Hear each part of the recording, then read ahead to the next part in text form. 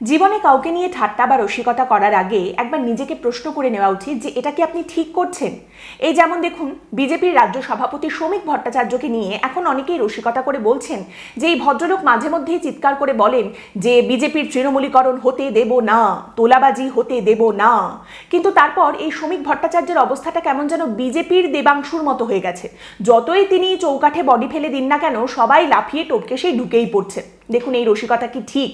শ্রমিক ভট্টাচার্য একজন দেবতুল্য মানুষ। তিনি কিন্তু কিছুদিন আগেই একেবারে বজ্রকঠিন স্বরে এই কথা বলে দিয়েছেন যে অনেক ত্যাগের পরে বিজেপি পশ্চিমবঙ্গে ক্ষমতায় এসেছে, ক্ষমতার অপব্যবহার করতে দেব না।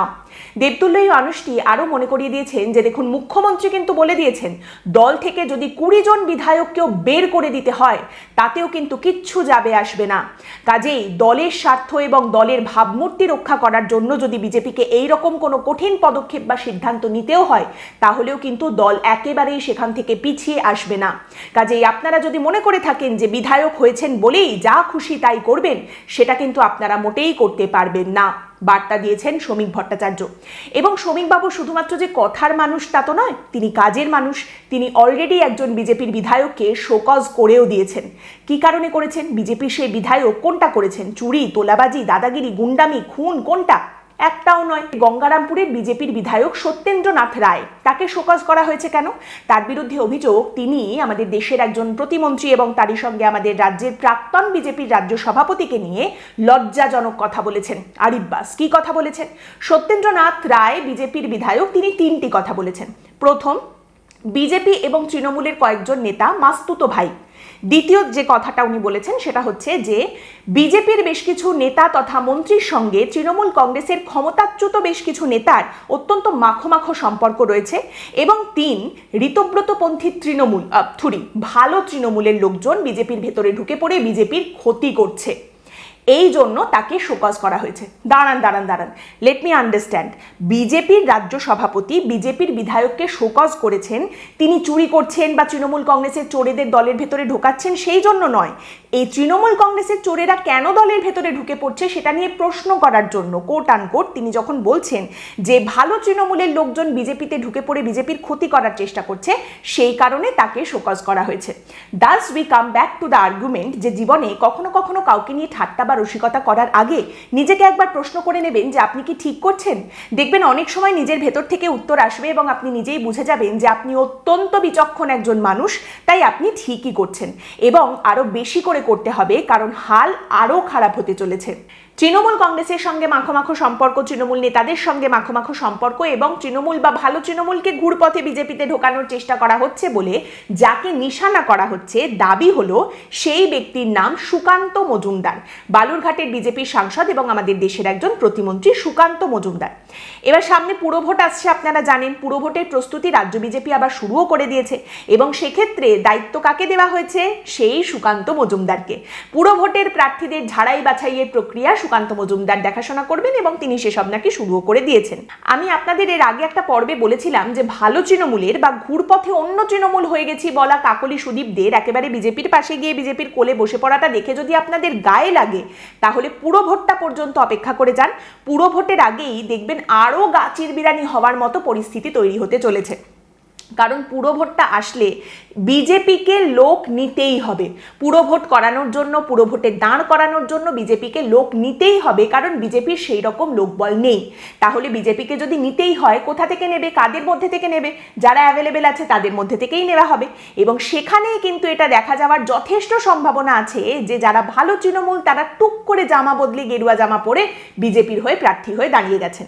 ভালো তৃণমূলের বিষয়টা যদি এইভাবে অন্তত পরোক্ষভাবেও হয়, এই এনসিপিআই বা কাকলি সুদীপদের যে বিষয়টা সেটা তো একেবারে প্রত্যক্ষভাবে হতে চলেছে। কারণ সুদীপ বন্দ্যোপাধ্যায় সম্প্রতি সাংবাদিকদের জানিয়েছেন যে পুরো ভোটে বিজেপির সঙ্গে এনডিএ শরিক হিসেবে এনসিপিআই তাদের দল, তারা পুরো ভোটে লড়াই করতে চলেছেন।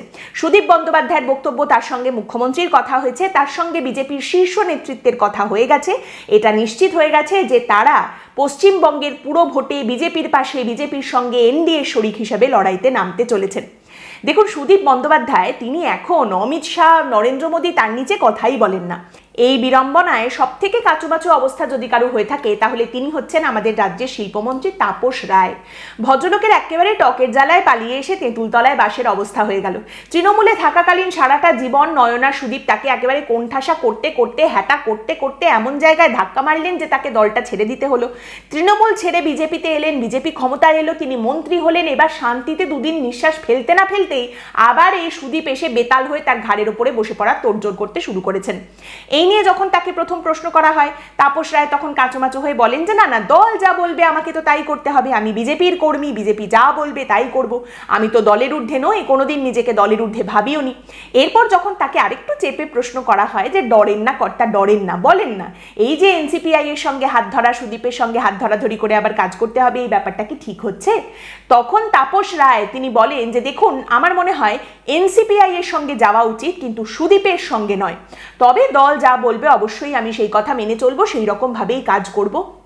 প্রধানমন্ত্রী তিনি শুধুমাত্র আমার নেতা নন, আমি আজ যা করছি সেটা ওকে দেখেই প্রধানমন্ত্রী আমার অনুপ্রেরণা। ভদ্রলোকের এতটা বয়স হয়ে গেছে, তাপস রায় তিনি একেবারে তিনকাল গিয়ে এককালে ঠেকেছেন। এখনো পর্যন্ত না তিনি সুদীপের হাত থেকে বেরোতে পারলেন, না অনুপ্রেরণার হাত থেকে। এই মুহূর্তে কাকলি সুদীপদের কাছে সব থেকে বড় চ্যালেঞ্জটা নিজেদের পদ বাঁচিয়ে রাখা, নিজেদের বাঁচিয়ে রাখা, তার সঙ্গে সঙ্গে নিজেদের পলিটিক্যালি রেলিভেন্ট রাখা, রাজনৈতিকভাবে প্রাসঙ্গিক থাকা, যাতে স্পিকার থেকে শুরু করে কালীঘাট তৃণমূল তারা যে ধরনের চাপ এনসিপিআই এর ওপরে দিচ্ছে, কাকলি সুদীপদের ওপরে দিচ্ছে, সেটা থেকে বেরিয়ে গিয়ে তারা এগোতে পারেন। আর এটা করার জন্য কাকলি সুদীপদের কাছে এই মুহূর্তে সব থেকে ভালো যে রাস্তাটা রয়েছে সেটা হলো এনসিপিআই নামক যে দলটার মধ্যে তারা গিয়ে সেধিয়েছেন, যার কোনো নাম ঠিকানা এতদিন বাংলার বুকে ছিল না, সেই দলটাকে একটা নির্বাচনে নামানো এবং সেই দলের হয়ে কয়েকটা আসন যাতে জেতা যায় সেই ব্যবস্থা করা, যাতে তারা এটা বলতে পারেন যে দেখুন, শুধুমাত্র দল বিরোধী আইন থেকে বাঁচতে আমরা এই দলের মধ্যে ঢুকে বসে আছি, নতুন দল তৈরি করেছি, তা নয়, এই দলটার একটা রাজনৈতিক উপস্থিতি রয়েছে, আমরা নির্বাচনে নামছি, লড়ছি, জিতছি, আমরা আসলেই সত্যি সত্যি একটা রাজনৈতিক দল। আর কেন্দ্রীয় বিজেপির যদি সত্যিই এই 20 জনকে দরকার হয় বৃহত্তর স্বার্থে, সেই সংখ্যাতত্ত্ব বা নাম্বার গেমের জন্য, তাহলে রাজ্য বিজেপিকে কোনো না কোনোভাবে এই পাঁচনটা গিলতেই হবে, কোনো না কোনোভাবে গলা দিয়ে এটা উতরাতেই হবে। ওই যে কি যেন বলা হতো, যে গরু দুধ দেয় সেই গরুর লাথি তো সহ্য করতেই হবে। তার মানে সবারই সেই রকম দুধেল গরু থাকে এবং সবাইকেই লাথি খেতে হয়। একটা সত্যের দিকে আমরা এগিয়ে চলেছি এই বাংলার বুকে, যেটাকে আপনি অস্বীকার করতে পারেন, যেভাবে ইচ্ছা আপনি সেটাকে দেখতে পারেন, কিন্তু সেটা হচ্ছে আর কিছুদিন পর দেখা যাবে বিজেপির মধ্যে কতগুলো স্তর তৈরি হয়ে গেছে। যদি না স্পষ্টভাবে পুরোপুরি তৃণমূলীকরণ হয়ে যায়, তাহলে দেখতে পাওয়া যাবে কয়েকটা স্তর হয়ে গেছে। যার একদম ওপরের দিকে যারা থাকবেন তারা বিজেপি হবেন, কিন্তু আপনি যত স্তর ভেদ করে ভেতরে ঢুকবেন, যত আপনি আপনার পাড়ায় প্রত্যেক দিন যাদের দেখতে পান, সেই কাউন্সিলর থেকে শুরু করে কোনো কমিটির মাথা সদস্য, তাদের যখন দেখবেন তারা সব সেই লোকজন যারা পালাবদলের আগে তৃণমূলে ছিলেন, পালাবদলের পরেও সেই একই মুখগুলো রয়ে গেছে, কিন্তু বিজেপির হয়ে রয়ে গেছে। যারা ওই পালাবদলের পর মানে ক্ষমতায় বিজেপি আসার সঙ্গে সঙ্গে যারা জামা বদলে বিজেপি হয়ে গেছেন। এবং এখন অনেক রকম অভিযোগ আসে না সামনে, এখন অনেক সময় বিজেপির তরফ থেকে বলা হয় তৃণমূল কংগ্রেসের কাউন্সিলর, তৃণমূল কংগ্রেসের লোকজন তারা বিজেপি সেজে তোলাবাজি করছে, বিজেপি সেজে তারা এই ধরনের দাদাগিরি করছে। তখন আর সাজারও প্রয়োজন হবে না, এমনিতেই সাজটাজ করতে গেলে অনেক খরচ আছে এবং তখন আর সাজের প্রয়োজন হবে না। দেখুন, পালা বদলের আগে দিলীপ ঘোষ বলেছিলেন যে দলটাকে তো বাড়াতে হবে, লোক তো আর গাছে ফলবে না, লোক নিতে হবে, দল বাড়ানোর জন্য অন্য দল থেকে লোকজন নিতেই হবে। আর তাই বিজেপি ক্ষমতায় আসার পর আপনার বিজেপির মুখ্যমন্ত্রী একজন প্রাক্তন তৃণমূল, আপনার বিজেপির শিল্পমন্ত্রী একজন প্রাক্তন তৃণমূল, আর আপনার কাছে সেই রকম কোনো অপশন না থাকলেও সুদীপ কাকলি তারা ঘুরপথে অন্য তৃণমূল বা ঋতব্রত ভালো তৃণমূল হয়ে তারা এসে বসে পড়তে পারে। এবং এই সমস্ত কথাবার্তা নিয়ে প্রশ্ন তোলার জন্য যদি দেখা যায় বিজেপির নিজের বিধায়ককেই শোকজ খেতে হয়, তাহলে বিজেপির সমর্থকদের কাছে বলার মতো একটাই কথা পড়ে থাকবে, বৃহত্তর স্বার্থে বিজেপির সমর্থক যারা রয়েছেন, শুভেন্দু অধিকারীর সমর্থক যারা রয়েছেন, তাদের ঠিক সেই কথাটাই বলতে হবে যে কথাটা মমতা বন্দ্যোপাধ্যায়ের সমর্থকেরা একটা সময় বলতেন। মমতা বন্দ্যোপাধ্যায়ের সমর্থকেরা এক সময় বলতেন যে আর যেই চোর হোক না কেন দিদি তো ভালো। এরপর শুভেন্দু অধিকারীর সমর্থক বা বিজেপির সমর্থক যারা রয়েছেন তাদেরও এই কথাই বলতে হবে যে আর যে যাই করুক না কেন, আর যেই চোর হোক না কেন, দাদা তো ভালো। শুধু দেখবেন, শুধু খেয়াল রাখবেন যাতে এই কথা বলার সময় চারপাশ থেকে কেউ আবার নারদ নারদ করে চিৎকার করে না ওঠে। আজকের পর্ব এখানেই শেষ করছি। আপনাদের মতামত অবশ্যই জানাবেন। পরের দিন দেখা হবে অন্য একটি বিষয় নিয়ে আলোচনায়। ভালো থাকবেন।